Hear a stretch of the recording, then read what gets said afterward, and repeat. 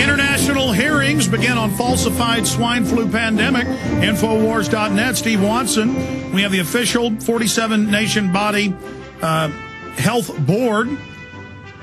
In order to promote their, this is from the head of the board, in order to promote their patented drugs and vaccines against flu, pharmaceutical companies influence scientists and official agencies responsible for health standards to alarm governments worldwide and make them squander their tight health resources for inefficient vaccine strategy and needlessly expose millions of healthy people to the risk of an unknown amount of side effects of insufficiently tested vaccines. The bird flu campaign of '06 combined with the swine flu campaign seem to have caused a great deal of damage not only to some vaccinated patients and to the public health budgets, but to the credibility and accountability of important international health agencies. And it continues, and we've got one of the heads of the committee joining us Thursday or Friday. We're working on several of them right now, but Thursday and Friday.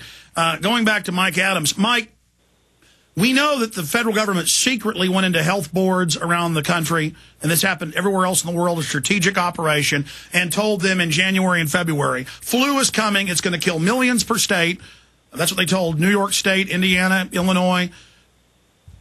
We knew it was really going to a level 6 in April, 2 months before it did, because of internal health board documents we got, state of Texas. I mean, this was a concerted hype. This was a concerted program to scare the hell out of everybody. Mike Adams.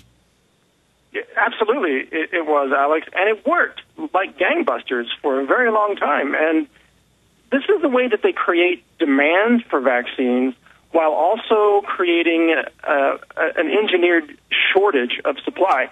And if you look at the work of covert persuasion and human psychology and some of the research that has been conducted over the years, you know that the most effective way to motivate people to want something is to first make them afraid so that they have to have it and then tell them there isn't enough to go around.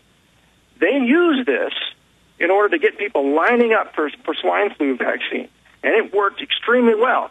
And then, of course, when the hoax broke and they had plenty of supply of vaccines, the whole thing reversed on them, and people realized, well, gee, there's plenty of supply now, and the pandemic isn't really a pandemic. And we even have the CFR recorded where they talk about, we'll say there's not enough vaccine to make everybody run out and want to get it. Yeah, the tactics here have been really remarkable. But the most interesting part about this, Alex, has been the viciousness of the vaccine pushers. Now, you got to realize when you're dealing with vaccine pushers, these are people who, in my opinion, because they've taken so many vaccines in the past and their brains have been bathed in these chemical adjuvants, these people are literally, and this is not an insult of a term, this is a scientific description, they are brain damaged. They lack cognitive function to think for themselves. This is part of the agenda, I believe, Alex, that the vaccines are designed to create a nation of people who cannot think for themselves. It's kind of like we know this. I mean, they're on the news saying mercury's good for your children now, treating us like we're totally brain damaged, and now the UN's having to lower the average IQ, and pretty soon you'll be a genius if you're able to say your ABCs or tie your shoelaces. Well, there's that movie, Idiocracy, by, I think, starring Luke Wilson. It was a wonderful movie. Mike Judge, yeah, Mike Judge. Yeah, Mike Judge created the movie, right. And in the previous segment, you were talking about Mark Dice going out and having people sign the petition to repeal the First Amendment, and they were signing it.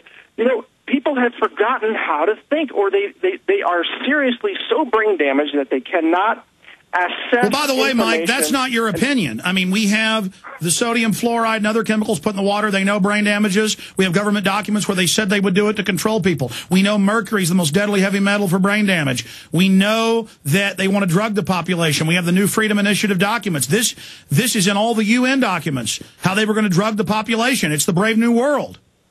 Yeah, that's right. And don't forget the Mothers Act and the mental health initiatives for expectant mothers. They want to drug the babies before they're even born. And now they're saying they want to put lithium in the water supply. Have you seen that newscast?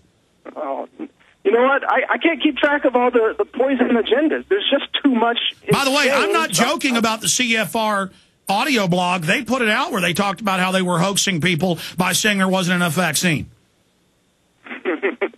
Yeah. Again, nothing surprises me at this point. If there's anything that we've learned from this pandemic and the way people have acted, it's that they will do anything. The vaccine-pushing jackals, I call them sometimes, they will do anything to get more vaccines injected into more babies, more men and women, more senior citizens. They'll do anything. They'll lie, they'll deceive, they'll distort, they'll commit fraud, and this is just normal, everyday business for them. Just like the local Austin News saying it's illegal for private people to sell guns when it's not. I mean, a lot of people did get stampeded to take it, but a lot of people, I mean, they're reporting record numbers didn't, so there's just millions and millions and millions and millions. What is it, 50-something million in the U.S., tens of millions in England, of these dosages just sitting there, these vials of this monkey pus that they wanted to inject into people, and the whole history of what vaccines have done. I mean, do you see this, as I do, as a devastating defeat for these people?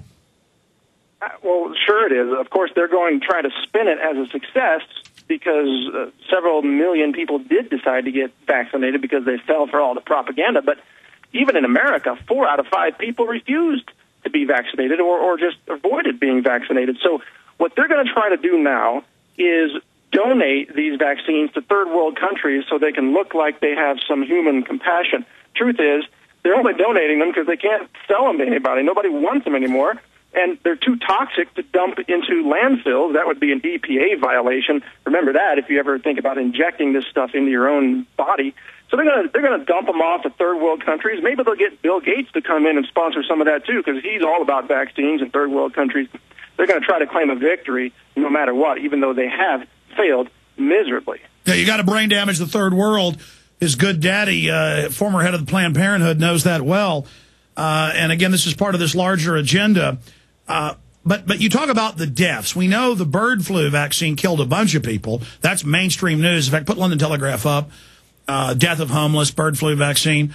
They told them it was a regular flu shot. Then you talk about how they're dumping them on the third world. They have announced they're doing that. That'll be by next year or later when this has already run its course, and it'll have no effect. And they admit even the H1N1's already mutated onto something else, just totally worthless, but they'll just line people up and give them the mercury-filled injection. Well, yeah, sure. There's a bigger agenda here that I'll mention here in a second. But first, on the actual number of people who were killed, we know that people have been paralyzed. They've suffered neurological damage from the vaccines themselves. But that's just short-term, immediate-term effects. What people don't know is what will be the long-term effects of taking these vaccines. What happens 2 years down the road or 5 years down the road? Do you get Alzheimer's 10 years sooner than you might have? Well, wait, the studies show that if you take 3 flu shots, you get double the chances of Alzheimer's. Absolutely. Well, and it makes perfect sense. Why? Because this stuff attacks the nervous system. It causes inflammatory nervous system damage in many people who take them. But the bigger agenda here, Alex, isn't really about swine flu or any flu. The bigger agenda is about vaccines. And the drug companies, they've stumbled onto a really clever scam here where they can now sell vaccines to people who aren't sick. Because, you know, drugs are sort of limited to people who are sick, people who have an illness, right? But vaccines, you can push them on to everybody. You don't need to be sick. You don't need to have any symptoms. You don't need to have any medical justification whatsoever. You can push vaccines on the people just out of fear alone. So they're working on vaccines now for all kinds of crazy things. Cigarettes, like alcohol. A vaccine for sadness, for example. And they're going to push these on all of us. Unlimited vaccines. From the time you're born, even before you're born, to the time that you die, you are nothing but a vessel to accept more chemical vaccine injections while you make the drug companies rich. And that's the big issue that we haven't really gotten into. They tried to make this mandatory in Massachusetts and New York and California. Lawsuits got filed by valiant people. It got stopped. But they certainly are using this as a form of medical tyranny, as Ron Paul has said, to set the precedent to put in our bodies what they want when they want. Well, absolutely. There have been efforts all across the country. There was even a risk of it happening in Texas where the Gardasil vaccine for HPV was about to be mandated for teenage girls. And, you know, well, actually, Rick Perry ran the hoax. Rick Perry ran the hoax and said it was the law when it wasn't. He made it a recommended shot to the state health department. Right. And, you know, I agree with Rick Perry on many other issues, but on vaccines, I think he got a little hoodwinked by the drug companies, and hopefully he'll come around and realize that vaccines should never be forced onto anyone. It should always be the free choice of the parents, not the state, and certainly not the federal government. Well said.